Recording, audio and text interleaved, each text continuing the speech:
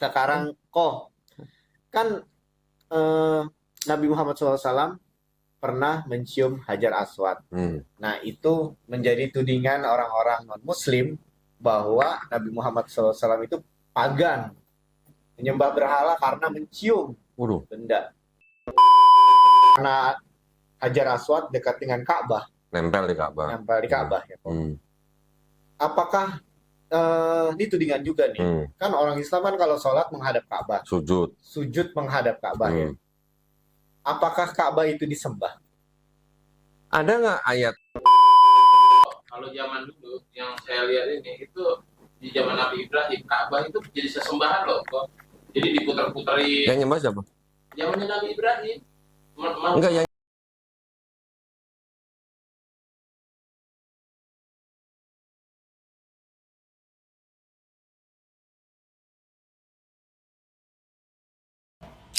Assalamualaikum warahmatullahi wabarakatuh. A'udzubillahi minasyaitonirrajim. Bismillahirrahmanirrahim. Alhamdulillahirabbil alamin wassalatu wassalamu ala Rasulillah sallallahu alaihi wasallam. Sobat-sobat Logik Muslim, ketemu lagi dengan Kohdondi. nggak bosan apa lu ya? Kalau belajar gimana harus bosen kok. Kan banyak sekali yang mesti dipelajarin ya kan. Oh iya. Nah, ini kita mau menjawab tudingan-tudingan dari agama lain, yaitu Hajar Aswad. Ya, kita Hajar ketemu Aswad. Hajar Aswad. Kita ketemu dengan Kodondi. Assalamualaikum warahmatullahi Waalaikumsalam. wabarakatuh. Sehat kok. Salaman mulu dari tadi. Nggak ada amplopnya. Tipis nih. Salaman mulu tapi nggak ada amplopnya gimana, Chan? Masa gue kasih amplopnya di depan kamera malu Amplop gue banyak, amplop banyak. Sini gue nih. Udah ngomongin amplop ini. Cut. Bercanda. Oh, lu Beneran. Oke, ke tema. Kodondi gak pernah minta amplop. Beneran. isinya aja. Beneran. Nggak tahu. Sama nih, istri juga gak pernah. Ya, tema. Sekarang kok kan Nabi Muhammad SAW pernah mencium Hajar Aswad. Nah, itu menjadi tudingan orang-orang non-Muslim bahwa Nabi Muhammad SAW itu pagan, menyembah berhala karena mencium Waduh, benda. Nah, mencium gimana? benda pagan. Iya, Mencium. ya, ini kan tudingan ya. Iya. Ah. Mencium sama menyembah sama gak sih? Beda dong. Udah beda. Ya udah, kenapa jadi pagan? Dia kan Yang disebut pagan kan menyembah Hmm. dewa-dewa gitulah. Itu namanya pagan. Kalau mencium batu pagannya di mana? hadisnya apa sih kok? Kan dikatakan kan yang mencium Hajar Aswad dianggap kan bisa menghapus dosa. Tapi yang membaca hadis itu tahu nggak yang menghapus dosa itu batunya, batu Hajar Aswadnya, atau siapa? Atau Allah Subhanahu Wa Taala yang menghapus dosanya? Oh. Memang tidak tertulis, tapi kan kita bisa pakai nalar. Iya dong, masa cium batu, masa batunya yang menghapus dosa? Emangnya batu itu siapa gitu? Iya. Emang batu itu apa? Pakai nalar aja dikit lah. Kalau yang menuduh orang Kristen, baca Yesaya 6. Apa tuh? Kita buka nih. Yesaya 6. Kamu kok pinter sekali tentang Bible ya? Kemarin aku ke rumah kamu. Kata adek kamu, elunya pergi. Tuh, baca. Coba. Iya. Tetapi seorang daripada serafim itu terbang mendapatkan aku. Di tangannya ada bara yang diambil dengan sepit dari atas mezbah. Ia menyentuhnya kepada mulutku serta berkata, lihat, ini telah menyentuh bibirmu, maka kesalahanmu telah dihapus dan dosamu telah diampuni. Oke, ini yang disebut Ayat 6 ayat 6 sampai 7. Di sini ada serafim. Serafim itu seperti malaikat lah. Oh, oke. Terbang mendapatkan aku. Aku ini Nabi Yesaya. Oh. Ya, di tangannya ada bara. Bara ini maksudnya batu bara. Yesaya tuh kalau Islam Nabi siapa? Enggak tertulis ya. Tertulis. Ini ada bara ya, batu bara ya. Ya. Terus ada lagi sepit nih. Dari atas mezbah. Nah, iya ini maksudnya siapa? Serafim ini kan? Iya. Menyentuhkan kepada mulutku, mulut Yesaya. Lihat, ini telah menyentuh bibirmu, maka kesalahanmu telah dihapus dan dosamu telah diampuni.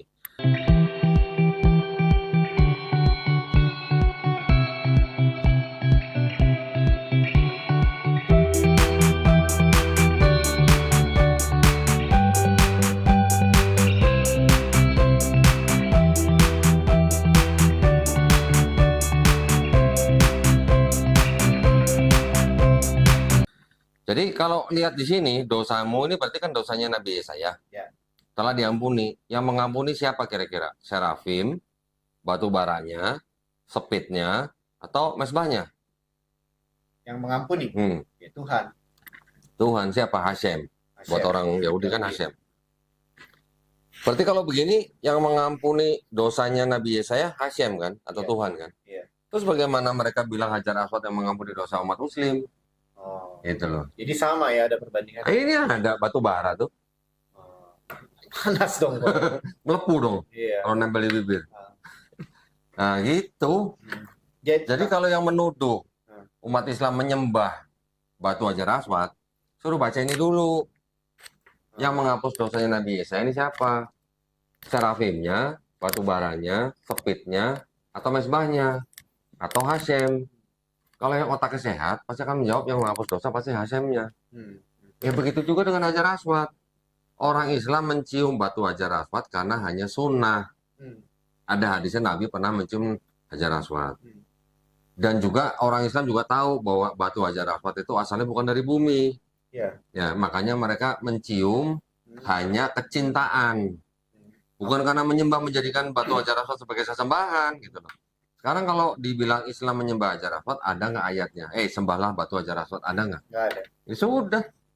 Dan itu nggak wajib kan itu. Nah, di dalam rukun haji, rukun umroh, ada nggak rukun atau kewajiban harus mencium batu Hajar Aswad?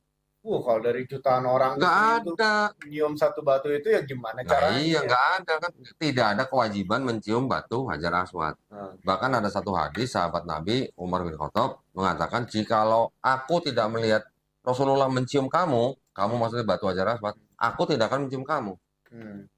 Gitu doang. Ada hadis begitu. Dibaca nggak sama yang menuduh?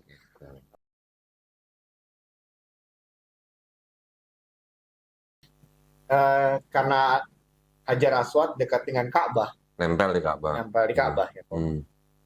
Apakah ini tudingan juga nih? Kan orang Islam kan kalau sholat menghadap Ka'bah. Sujud menghadap Ka'bah ya. Apakah Ka'bah itu disembah? Ada nggak ayat perintah sembahlah Ka'bah gitu? Nggak ada. Kan nggak ada. Sembahnya sembah siapa? Allah. Sembah Allah. Nah, Ka'bah itu kan hanya sebagai arah persatuan. Arah untuk umat Islam di seluruh dunia mempunyai satu arah yang sama, yaitu titiknya di Ka'bah. Jadi ini kan sebagai arah persatuan umat Islam. Sekarang kalau misalnya umat Islam sholat di masjid, imamnya ngadep sono, makmumnya ngadep sono, nanti ada makmum ngadep sini, bagaimana? Nah, kan berantakan. Tapi karena ada perintah untuk menghadap kepada Ka'bah, semua umat Islam pada waktu sholat menghadap Ka'bah supaya apa? Supaya menjadi persatuan di seluruh dunia. Ya. Sekarang pernah nggak umat Islam pada waktu sholat tidak menghadap Ka'bah? Pernah nggak? Pernah. Sebelumnya kemana? Baitul Maqdis.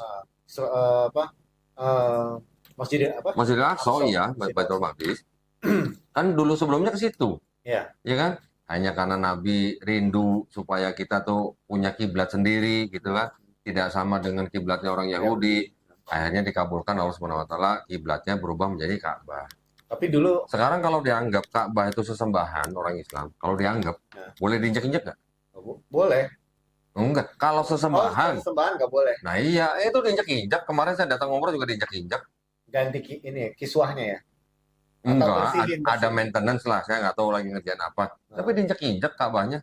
Kalau sesembahan umat Islam boleh nggak diinjek-injek? Ya nggak boleh. Nggak boleh lah.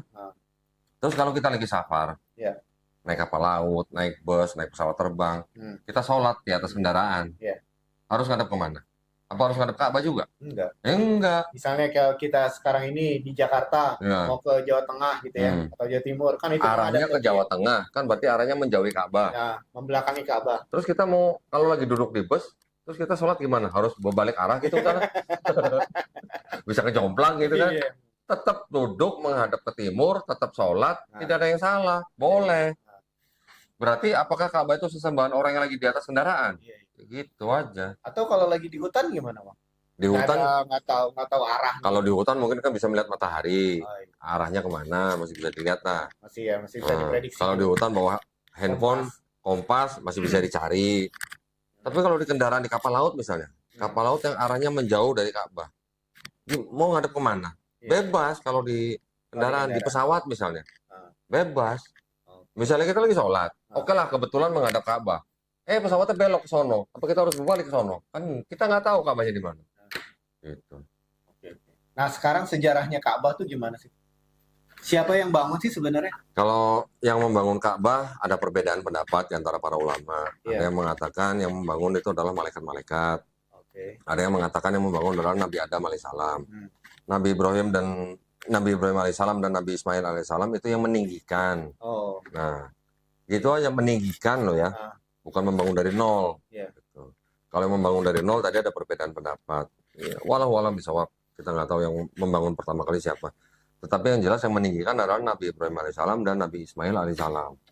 Nah, batu Hajar Aswad itu adalah batu yang memang disuruh diambil oleh Nabi Ibrahim alaihissalam kepada Nabi Ismail alaihissalam untuk mengambil dan untuk melengkapi Ka'bah itu. Bahkan pada zaman Nabi Muhammad SAW pernah terjadi perselisihan. Apa tuh? Ya, pada waktu batu Hajar Aswad itu akan diletakkan di tempatnya, suku-suku Quraisy berantem siapa yang paling berhak menempatkan gitu. Nabi Muhammad SAW waktu itu sebelum menjadi nabi ya, terus akhirnya dipanggil untuk menentukan siapa yang paling berhak gitu. Akhirnya apa? Digelar kain, batu Hajar Aswad taruh di tengah, dari 4 kelompok atau 4 suku itu yang mengangkat bersama-sama. Adil ya. Adil nggak? Nah, belum jadi nabi aja udah disebut Al-Amin, udah terpercaya, diminta nasihat untuk masalah begituan. Gitu. Dan batu Hajar Aswad juga pernah hilang, pernah dicuri. Oh iya. Berapa tahun? Terus gimana dong orang-orang yang pada haji, pada umroh, nggak bisa cium? Ya nggak masalah. Memang tidak ada kewajiban. Lupa saya, abad keberapa ya kalau nggak salah, abad ke-9 atau kalau nggak salah. Nanti bisa dicek lah. Berarti setelah kematian Nabi sudah lama. Nanti bisa dicek lah. Ka'bah sendiri juga pernah, kalau nggak salah, pernah rusak kebanjirannya. Terus pada waktu rusak begitu, banjir, umat Islam mau mana? Ya kalau memang yang banjir cuma di Ka'bah, yang di luar kota Mekah atau yang di luar Arab, tetap sholat tetap menghadap Ka'bah. Tapi kalau yang sedang kebanjiran, nggak bisa sholat gimana? Nah, gitu. Jadi Ka'bah itu sebenarnya sudah ada bangunan pertama yang ada di bumi. Sudah. Yaitu bangunan pertama. Gitu. Pernah di ini nggak sih kok direnovasi gitu? Pernah. Kapan? Ada. Saya nggak hafal detailnya lah ya, renovasinya tahun berapa. Tapi pernah ada renovasi juga. Karena kebanjiran itu jadi renovasi. Iya. Nah, dan boleh diinjak-injak gitu loh.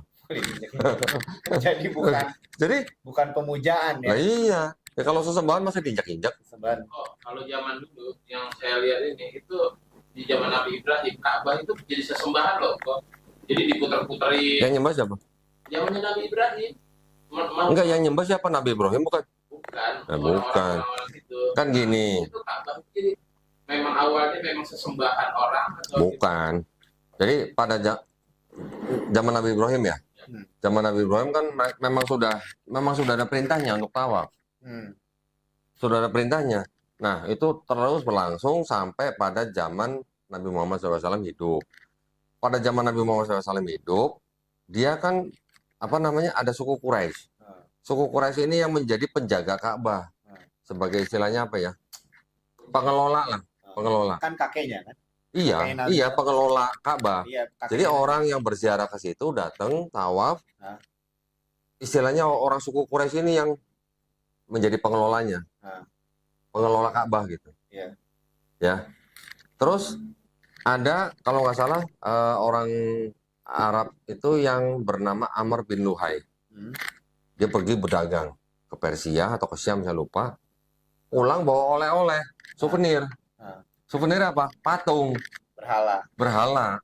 Jadi patung itu di Persia itu atau di Syam itu memang dipakai untuk disembah sebagai perantara gitu. Perantara kepada Tuhan gitu katanya. Dibawa oleh Amr bin Luhai, ditaruh di situ. Orang lama-lama jadi pada ikut-ikutan. Ada yang berziarah datang, ada patung ya, aku juga mau naruh, aku punya. Gue juga menyembah pada Tuhan gue lewat patung gue gitu, lewat perantara gue gitu. Dianggap wasilah gitu lah. Nah udah lama-lama jadi penuh. Sampai ada 360 patung. pada waktu Mekah dikuasai oleh Nabi Muhammad SAW dan para sahabatnya, yang 10.000 orang itu, patung-patung itu semua dihancurin. Nah, kalau Ka'bah memang sesembahan, kenapa Ka'bah nggak dihancurin? Gitu. Jadi Ka'bahnya bukan sesembahan, tetapi patung-patung yang di sekeliling Ka'bah itu yang dijadikan sesembahan. Oh. Dan patung-patung itu akhirnya dibersihkan Dihancurkan semuanya. sama Nabi Muhammad SAW. Dihancurkan, termasuk yang ada di dalam Ka'bah. Oh, ada juga di dalam Ka'bah. Ada patung, ada gambar gitu. Itu semua dibersihkan. Ada rumor lagi ada patung Bunda Maria di dalam Ka'bah. Apakah benar? Ada teori memang seperti itu ya. Nah, itu ditengarai ya, ditengarai atau diduga itu adalah peninggalan daripada orang-orang Nasrani, kaum elit yang menyembah Maria sebagai Tuhan. Makanya kalau kita baca surat Al-Maidah ayat 116, di situ kan ada dialog Allah Subhanahu wa taala menanyai Nabi Isa alaihissalam. Ya. Apakah benar kamu dulu pernah menganggap diri kamu dan ibumu Maryam kan sebagai Tuhan atau sebagai sembahan? Dijawab tidak. Nah, ternyata memang ada kelompok Nasrani yang menyembah Maria sebagai Tuhan, malah mereka dimulainya malah di kawasan Arab. Kelompok itu namanya Koliridianisme.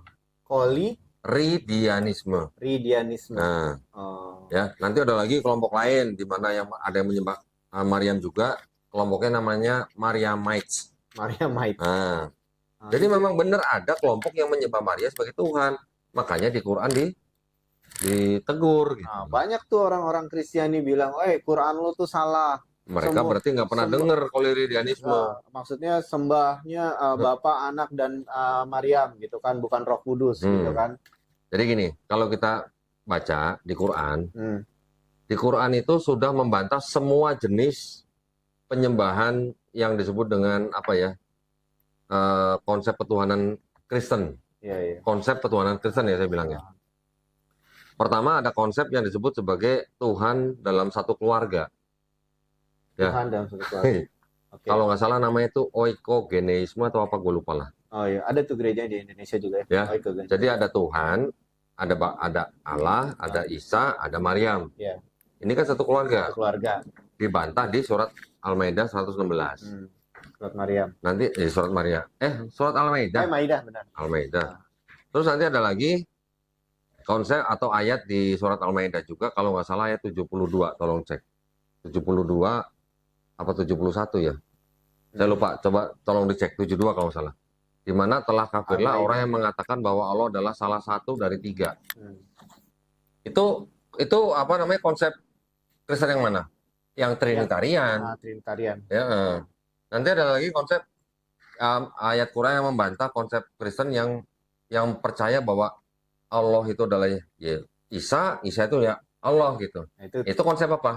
Keesaannya iya, oneness atau sabellianisme. Ada ayat kan telah kafirlah yang mengatakan bahwa Allah Subhanahu wa taala adalah Isa putra Maryam. Itu juga di Al-Maidah juga. Kalau nggak salah ayat 73. Takut salah ya, kita cek aja ya. Yang 72 tadi apa? Sungguh telah kafir orang-orang yang berkata, sungguhnya Allah itu dialah Al-Masih putra Maryam. 72 itu ya. Nah, itu berarti yang membantah sabellianisme, oneness. Yang 73 berarti yang membantah Trinitarian. 73 1 dari 3. Ya itu. Sorry. Oh iya, 72 itu berarti yang membantah oneness. 73 yang bahwasanya Allah salah satu dari 3 itu adalah yang membantah Trinitarian. Saya baca ya. 72 ya. A'udzubillahi minasyaitonirrajim. Bismillahirrahmanirrahim. Al-Maidah ayat 72. Sungguh telah kafir orang-orang yang berkata sesungguhnya Allah itu dialah Al-Masih putra Maryam. Padahal Al-Masih sendiri berkata, wahai Bani Israel, sembahlah Allah Tuhanku dan Tuhanmu.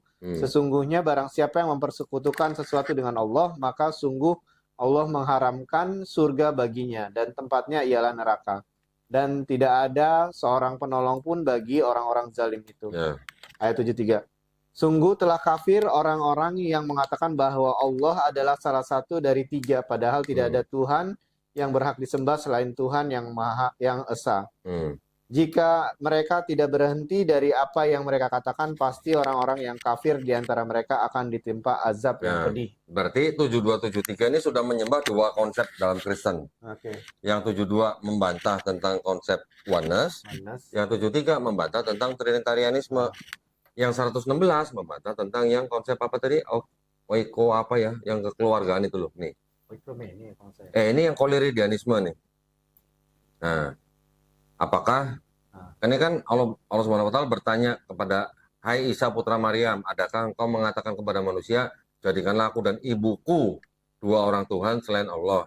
Isa menjawab, Maha suci engkau, tidaklah patut bagiku mengatakan apa yang bukan hakku mengatakannya. Jika aku pernah mengatakannya, maka tentulah engkau telah mengetahuinya. Engkau mengetahui apa yang ada pada diriku, dan aku tidak mengetahui apa yang ada pada diri engkau. Sesungguhnya engkau maha mengetahui perkara yang goib-goib. Jadi udah 3 konsep Kristen yang dibantah dalam satu surat Al-Maidah. Ya kan? Lengkap ya? Lengkap nggak? Lengkap. Itu. Subhanallah. Eh? Jadi udah jelas ya kok. Apa petunjuk-petunjuknya tuh udah jelas di Quran. Iya, sudah apa namanya? Nggak ada yang salah di Quran gitu. Jadi kalau ada yang bilang Quran salah mendefinisikan Trinitas, karena Trinitas itu Bapa, Putra, dan Roh Kudus, bukan Maryam. Mereka nggak tahu ada kelompok koliridianisme yang menyembah Maria sebagai Tuhan, atau kelompok Mariamites juga yang menyembah Maria sebagai Tuhan. Kalau Katolik juga menyembah nggak sih kok? Enggak, justru Katolik itu yang mengatakan bahwa kelompok koliridianisme itu bidat. Kalau bahasa mereka bidat. Bidat itu sesat gitu. Ya gitu. Oke. Tapi kan kalau kayaknya di Amerika Latin tuh banyak yang orang menyembah Maria juga. Kalau yang di kalangan Katolik yang seolah-olah mereka menyembah patung Maria, sebenarnya mereka tuh berdoanya tuh minta perantaraan. Kan ada doa Hail Mary kan? Iya, minta perantaraan karena dianggap Maria kan adalah orang suci. Jadi dianggap dengan ya seperti wasilah lah gitu. Gitu. Seperti wasilah. Oke. Ya. Apalagi? Ya ternyata banyak juga ya. Terus kan balik lagi ke Ka'bah ya kok. Katanya di Al-Quran itu perpindahan kiblat dari Masjidil Aqsa ke Masjidil Haram itu sebenarnya sebagai ujian bagi orang-orang Muslim. Mereka mau taat apa enggak gitu ya Pak ya? Apa benar gitu ya Pak? Kan ada ayatnya bahwa Nabi sering menengadahkan mukanya. Iya kan? Istilahnya dalam pikirannya tuh pengen supaya kita tidak punya kiblat yang sama dengan orang-orang Yahudi. Oh, gitu loh. Ya kan? Karena orang Yahudi kan juga kiblatnya ke Masjidil Aqsa. Atau Bait Suci yang sudah runtuh. Yang cuma tinggal tembok ratapan doang gitu. Yang orang jedot-jedotin. Ya, bukan jedotin, cuma ngangguk-ngangguk aja tapi nggak sampai kejedot gitu. Tapi kayak saya lihat sampai kejedot ya, Pak. Enggak, kan pakai topi, gimana kejedot. Iya. Nah, jadi seolah-olah Nabi itu nggak pengen punya kiblat yang sama dengan kaum Yahudi.